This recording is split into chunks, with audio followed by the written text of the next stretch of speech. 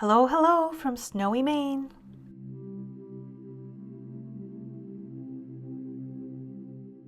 This week I'm going to be working on another neurographic piece, but this time it's going to be a monochromatic piece.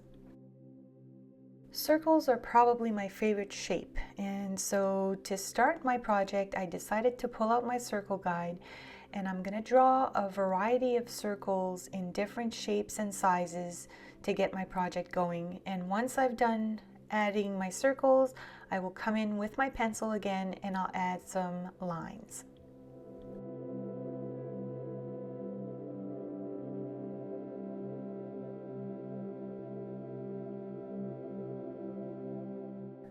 The pencil lines I'm putting in right now will not be visible in the end because they will be covered with watercolor paint. I sometimes like to start my projects like this because it gives me a bit of a guide to work with.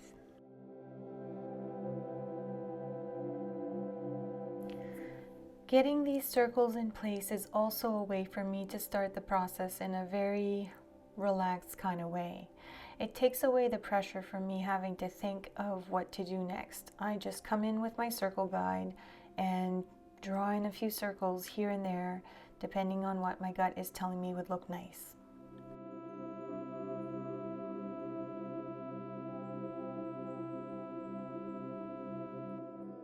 The more circles and lines I ultimately will put in my project, the longer my project will take. So I usually like to gauge how much I want to add to my background in accordance to how I'm feeling energetically.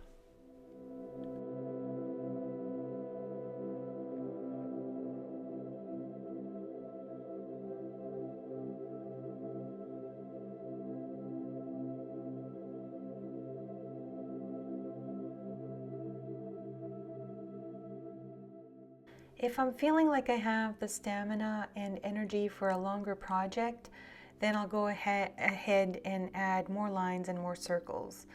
If I want my project to go relatively fast and not be too demanding, then I try to keep things as simple as possible.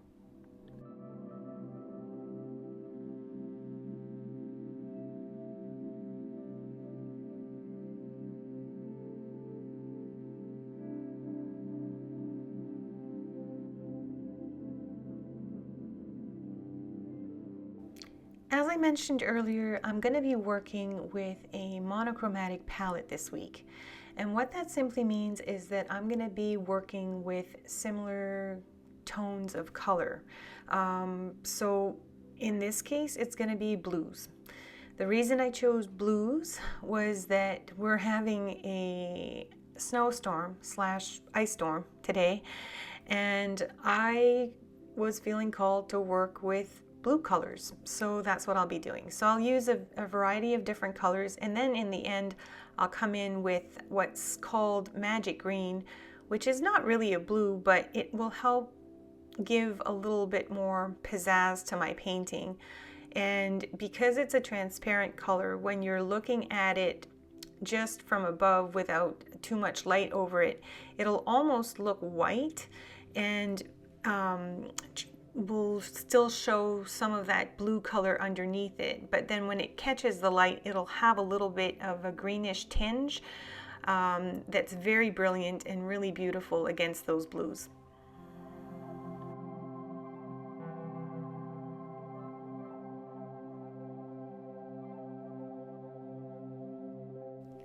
As I've mentioned on a number of occasions, I really have my own way of approaching neurographic art, and it's not the way that you would typically find it to be prescribed.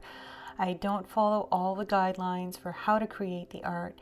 For me, the practice of neurographic art is all about bringing some zen into my life. And the more relaxed and intuitive I am in the creative process, the more relaxed I feel. So I tend to approach it by first starting with creating my background, and then I come in and add my lines and start to round off these little sharp corners that you find when the lines intersect. But I do it very differently, and I I prefer to do it this way because for me, it is very relaxing to do it this way. And I want my creative process to be just that. So I don't tend to like following rules and feeling like I have to do things a certain way. When I start to bring in too many rules or shoulds or have tos, then it becomes more stressful because I have to adhere to certain guidelines, and that for me just completely takes away my creative spark, I guess, if you will. So I like to work this way, but we're all very different. For some of us, working with rules is the way we function the best. So I always try to encourage people to really create the way that they feel works best for them.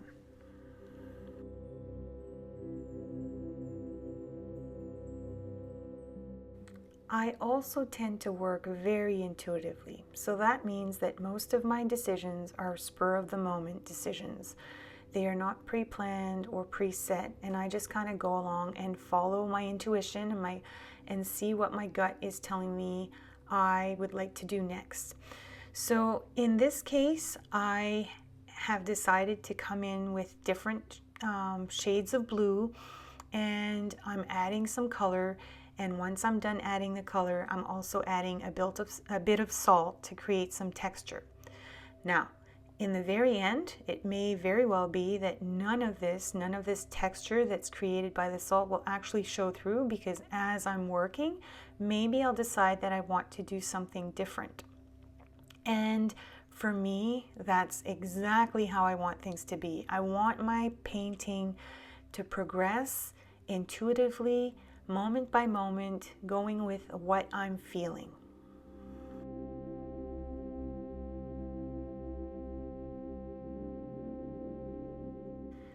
Because I had applied salt in some of my circles, and I'm now going to go in and add a different shade of blue in the other circles that intersect with some of the circles that are already painted, I decided to let my paper dry completely so that I could remove my salt before adding more paint on my paper.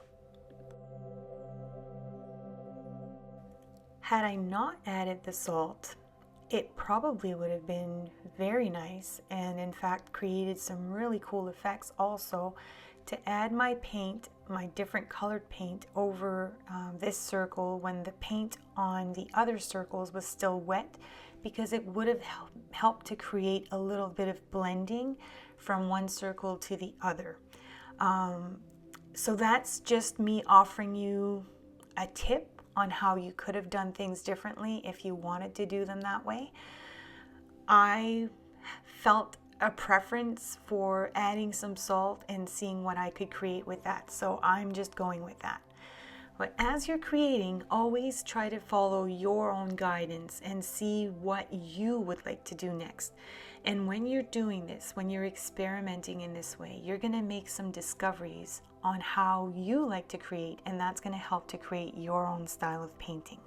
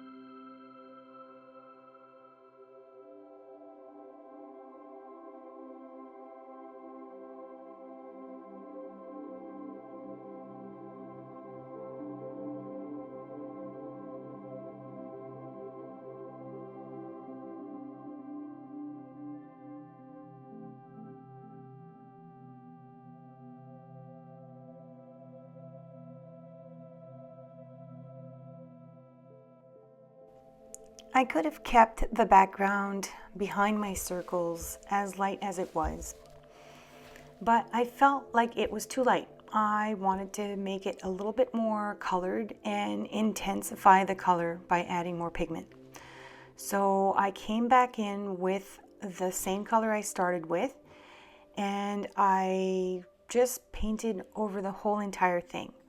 Now, because I'm working with a monochromatic color scheme, this is not a problem because all the colors work well together. And what this helps to do in some way also is it makes the colors and all the shapes within the painting start to blend a little bit into one another. But because my circles were dry before I went ahead and did this, it's not going to blend them too much. They're still going to be very visible and remain as circles that are independent from each other.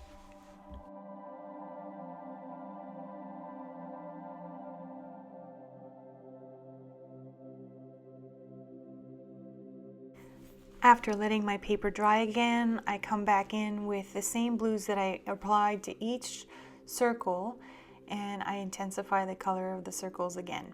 Because my paper is dry, of course, none of that paint will bleed into my background, but it could be a nice way to also paint in the circles again, to go over the wet paint and let some of that seep into the background. But for me, this is how I wanted to create it this time. When I mention these things, I mention them as possibilities, and I always think it's good for us to explore and try new things to see what we can discover as we're painting.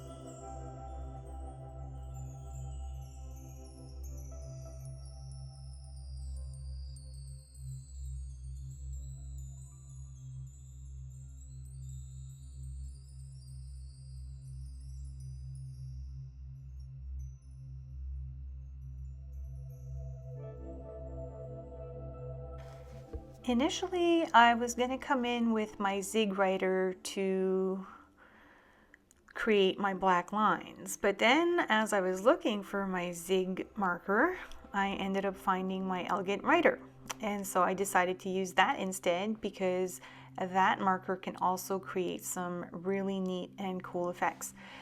Because my background is not completely darkened but a little bit darker, it's a bit harder for me to see all the lines I've created, but they are still visible. So I'm trying my best to follow the lines, but if something happens that I don't follow the lines in my background exactly, that's okay.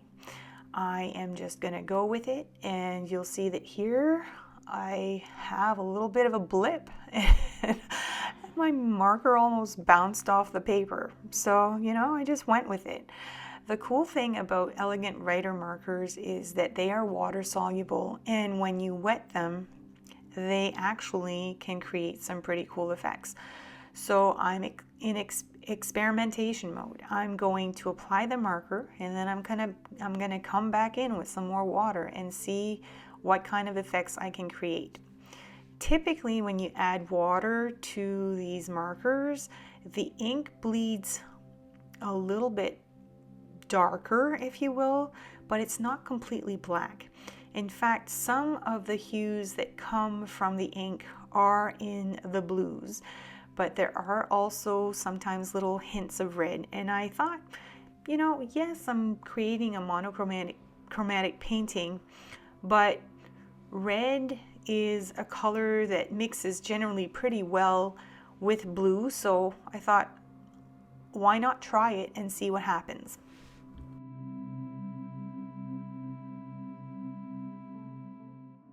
At first I was feeling a bit ambitious, and I thought I'd be able to just go over some of the lines gently and kind of just skim around the circles But then I thought that's maybe a little bit more ambitious than I'm feeling right now. Since the lines are going through my circles, I decided I'm just going to add water everywhere. And it's going to blend some of that marker out and maybe create some neat effects. So why not? Since I've never really done this in particular before, I'm not really 100% sure what's going to happen. And that's all part of the experimentation and discovery process. It's kind of neat to see that as I'm going over the lines with the water, it almost looks like in some areas like the water and the marker are repelling each other, which is kind of neat. The ink from the marker has blended out a bit, which I really like, but there's not a whole lot happening. So I'm going to see what happens if I take a piece of paper towel and dab some of that water off. Sometimes when you're working with this marker, that's when some of those different hues of color start to come out. And though it's really, really faint, you can see a little bit of a red tinge popping up in the background. And I really like this, but it's very subtle, so it sort of still keeps on the theme of my monochromatic painting. After letting my paper dry again, I decided I wanted to come back in with my Zig marker and darken up some of those lines. So I guess in some way that's going to take away a little bit from the fact that this is a monochromatic painting, because black and blue are not really the same, but black goes with everything. So it's just going to intensify the colors in the background for me to darken up those lines. What I love about Zig writers is that they come with a dual tip. So one end of the marker, the one I'm using right now, is thicker and gives you a much more pronounced line, while the other end is a lot finer and can help you work on really fine detail work.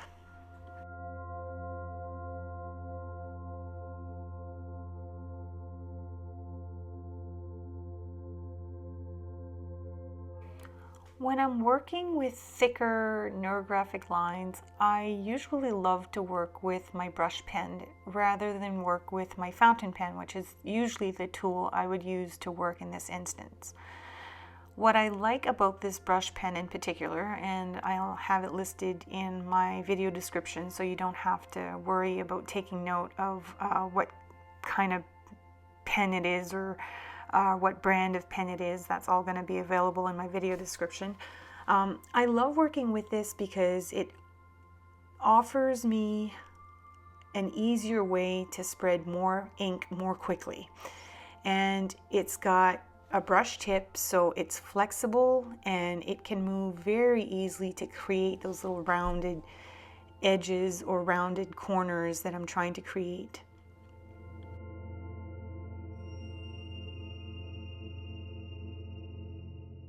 It's also very dark black ink, and so I love to work with it for that reason. I tend to like working with very bright whites and very dark blacks. And I know that may sound strange because black is black and white is white, but some whites are transparent, and so they don't come across as being very opaque and bright. And so there is a difference, and I find that there's also a difference with black. Some blacks don't look quite as dark. Maybe they look a little bit like a dark gray. And if I'm working with black, I want it to be very dark so that it really creates a very stark contrast with my colors. And so this brush pen in particular seems to have very dark ink that I really like. So I love working with it. And it's especially useful for me when I'm working on neurographic art and I'm trying to paint in those little corners like I'm doing right now.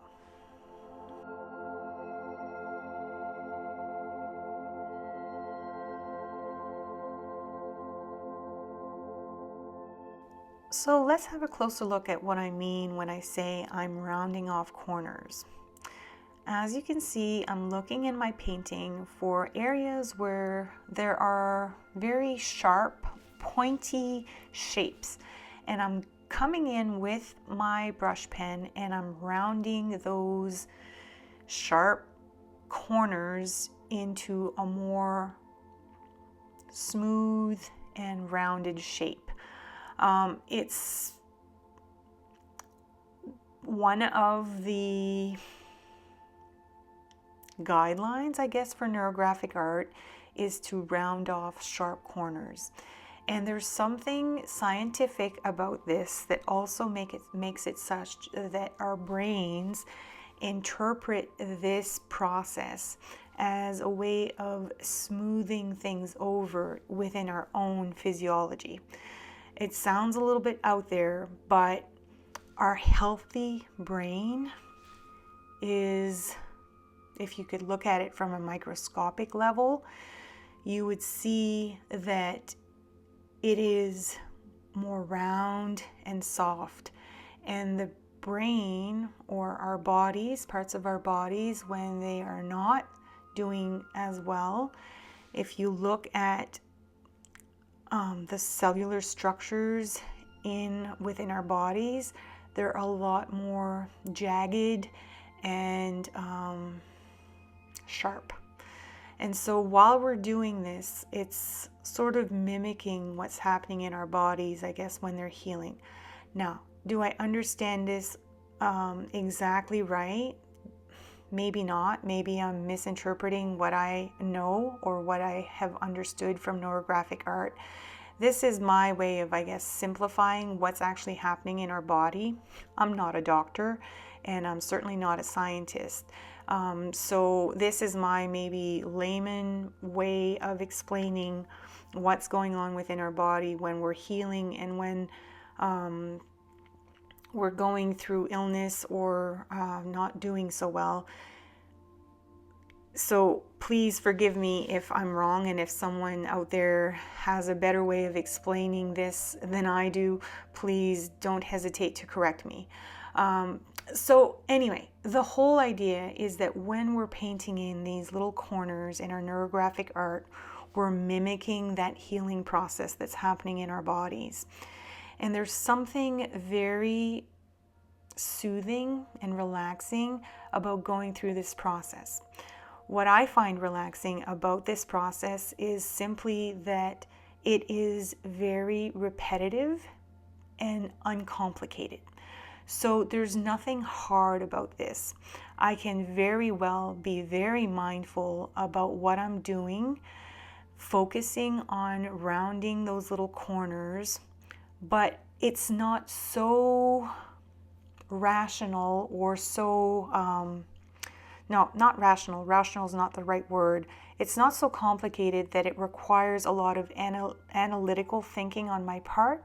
I can just sort of get into the flow of working on my painting, rounding off these little areas that are sharp, and it is very relaxing for me. And so I love to do this, and it's the type of work that I tend to turn to when I'm feeling either a little low on energy, or if I'm feeling stressed and feel like I need to do something a little bit zen, I'll often turn to neurographic art.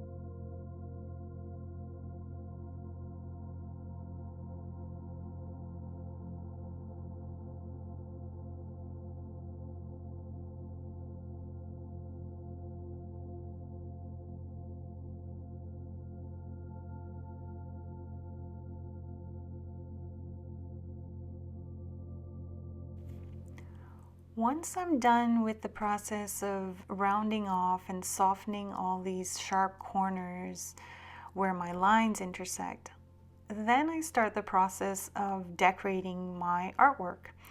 And for me, it's always about trying to keep it as simple as possible. And there's no simpler way to create a really cool effect in my painting than to use the skill of stippling. Stippling is basically just creating a series of repetitive little dots in an area, much like I'm doing right now. It is not complicated. It is just dotting my pen up and down on the paper. And I basically try to do it in areas where I feel like it will add something. It's a neat way to add a little bit of shading to an area if you want to do this, or to help make some part of the painting stand out a little bit more. It's very subtle, but it's really neat, and it's funny. Like, it's subtle, but it adds so much to a painting. And I love when you have a closer look to a painting, how much it actually contributes to making the painting more interesting.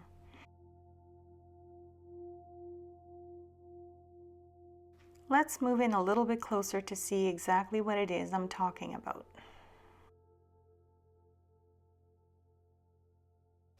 As you can see, there really is nothing complicated about stippling.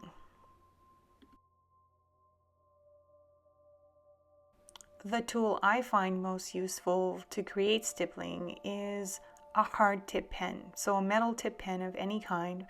My preference is a fountain pen like the one I'm using right now. If I wanted to create some more subtle detail, I could also use an extra fine tip pen, but typically I prefer to work with my fountain pen when I'm doing this type of work.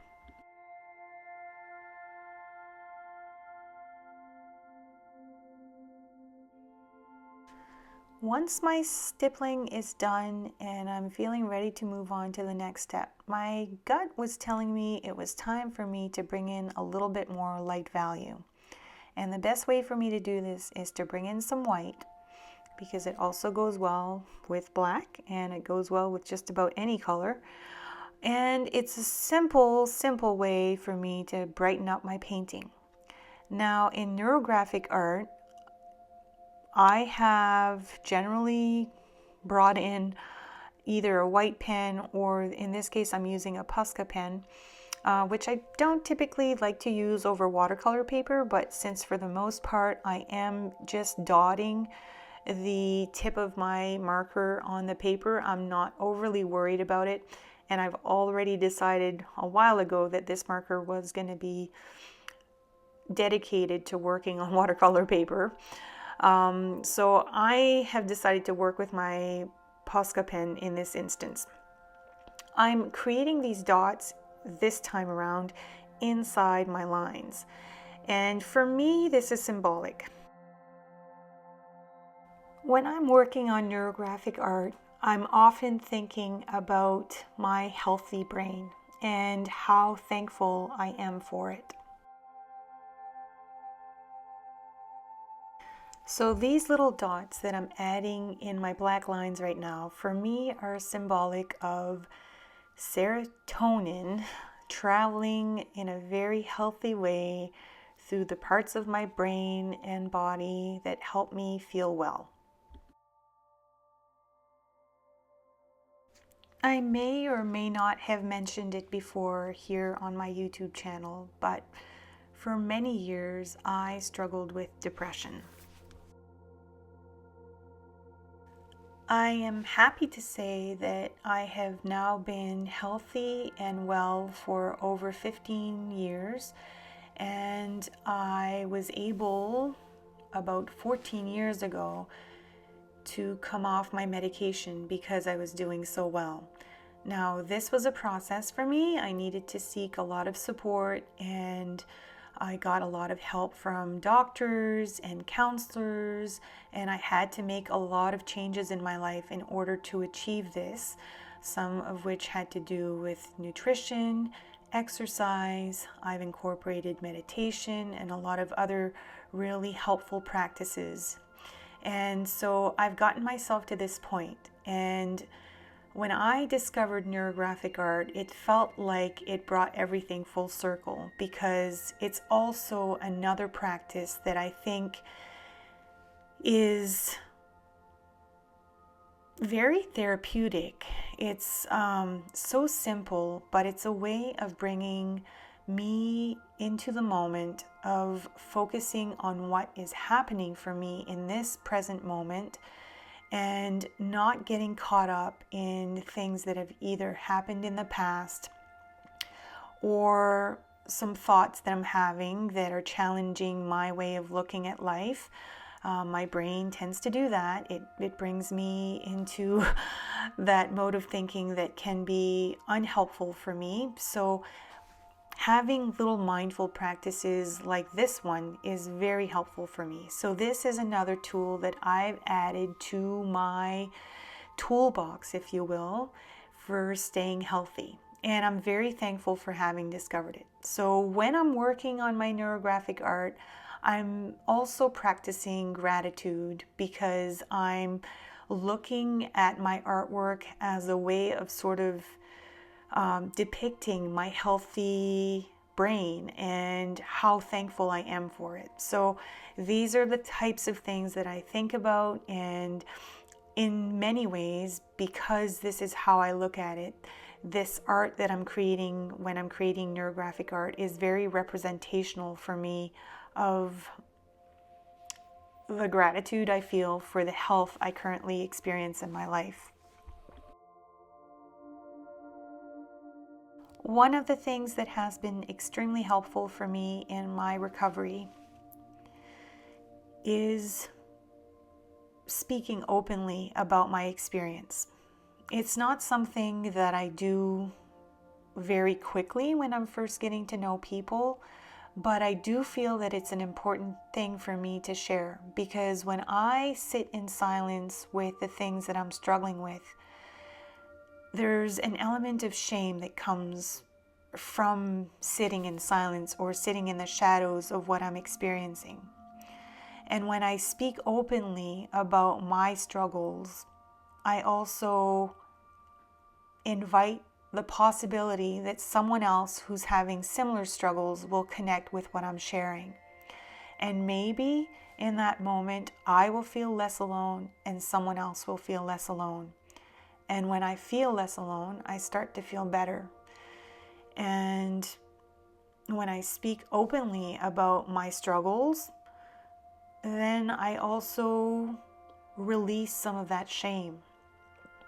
20% of the population struggles with mental health issues, and more specifically with depression. So it's not all that uncommon, but for some reason it's very taboo in our society to talk about these things. And the less we talk about them, the more we sit in shame. The more we talk about them, the more we connect with other people and feel that we're not alone in our experience.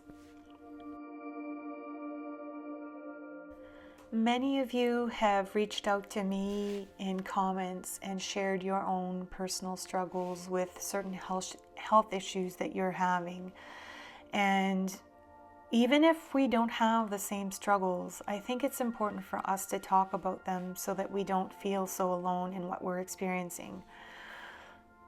Life can be challenging, and health in particular can be a struggle for some of us. And so it's important for us to be able to talk openly about the things we're experiencing so that we can offer each other support, and maybe also in some ways help to find ways of feeling better. I feel so honored and thankful for each and every one of you who have reached out to me and shared your experiences with me. It is hard, especially when we're creative people, to try and create when we're not feeling well. I know how difficult that can be. And I hope that when we can support each other in a creative community such as this one, that we can find ways to getting ourselves back on that creative track, because creativity for me has been extremely therapeutic and is extremely helpful on my journey. And some days, I won't lie, it's really hard for me to feel motivated to create because maybe I'm not feeling well, or I'm sick, or something is going on in my life that is bringing more stress. And so these are the moments where I often will struggle to be creative. But what I notice is that when I can sort of force myself to sit down and create, even if it's just for a few minutes, something happens within me and I start to feel a bit better. And I think what this is that I am refocusing my mind on something else that is helping me with my healing. And creativity very much is one of those things.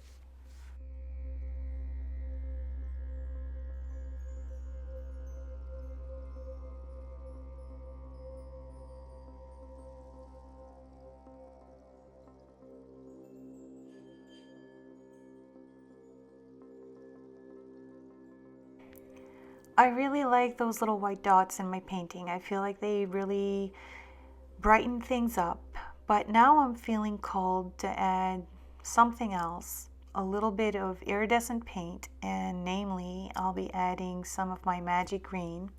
I know I said I was going to be working with blues, but this paint, when it's first applied, especially when it hits the light, it has a greenish iridescent tinge to it that's really, really nice against blues. And it also, when it's not being hit the same way with the light, appears to be a bit white. As you can see, as I'm applying it, it has that lightness to it. So it adds another element of light value to my painting. And it also helps to create contrast because this is an iridescent paint. And so when it hits the light a certain way, it's going to reflect that light, and it's going to add a little bit of a greenish tinge to those areas where I'm adding the paint. And when it's not hitting the light in the same way, it's also going to add a little bit of contrast in terms of light value. So in many ways, I think this is a win-win. And I wasn't really sure how I was going to go about adding it, but as I was looking at my painting, I thought maybe it would be interesting for me to add it within some of the shapes that are in the painting. Not all the shapes, because I don't want it to be too busy, but I feel like the shapes that are central to the painting can benefit from having a little bit of that paint added to it. And I really, really love the effect of it when it catches the light. And once I'm done adding it, I'll move my painting around so you can see what I mean.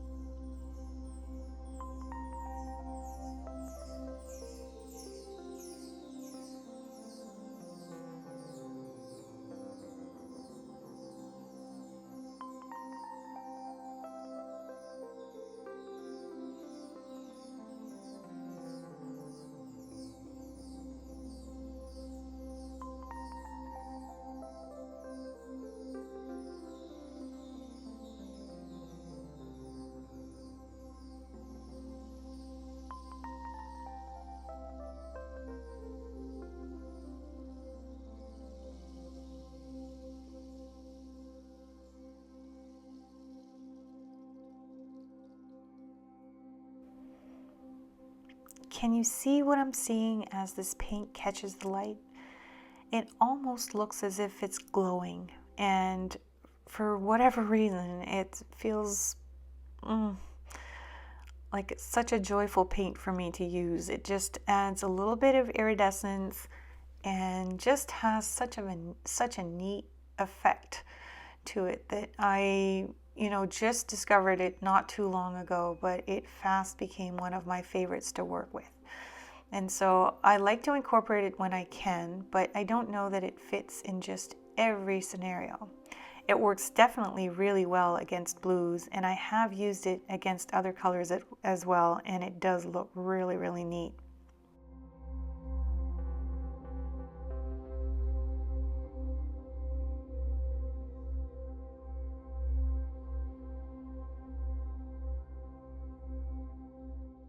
Once I had finished adding my magic green, I felt compelled to start adding some stippling around the shapes that I had just created. So I'm going to go around all of those little magic green shapes, and I'm going to add a little bit of stippling around them. And what this is going to do is help them to stand out a little bit more in my painting.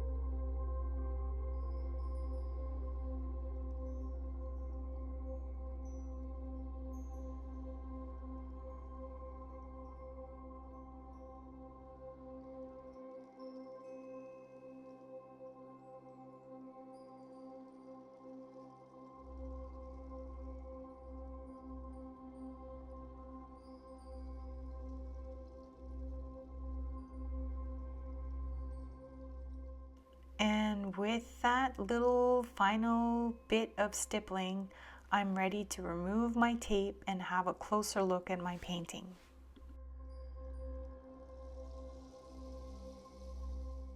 That magic green was definitely the right way to go.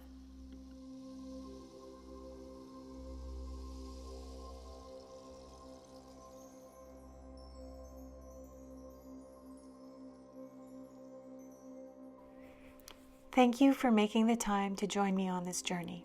It really is a special gift for me to be able to connect with you all.